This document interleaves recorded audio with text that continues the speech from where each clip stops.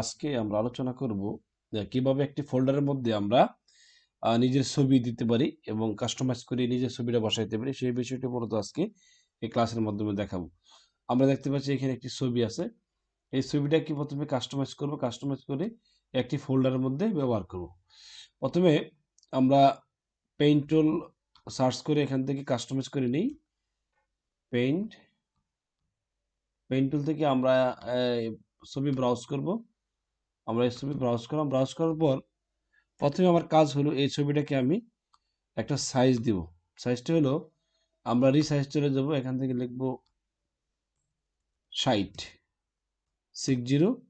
লিখে আমরা এই যে টিকটা আছে টিকটা উঠাই দেবো। উঠাই দেওয়ার পর আমরা একে ওকে করব।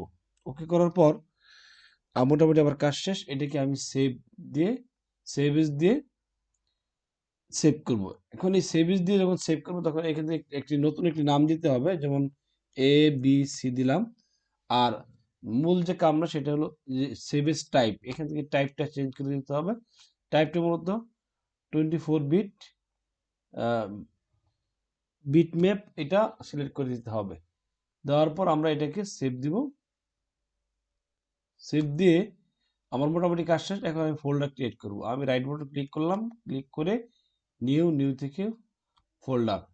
এখন এই ফোল্ডারের উপর রাইট বাটন ক্লিক করলাম, ক্লিক করার পর আমরা এই চলে যাব প্রপার্টিসে থেকে কাস্টমাইজ থেকে চলে যাব চেঞ্জ আইকন থেকে চলে যাব ব্রাউজ থেকে আবার আমরা ডেস্কটপে যখন আসবো তখন স্ক্রিনে এরকম দেখাবে যে কোনো ছবি নাই।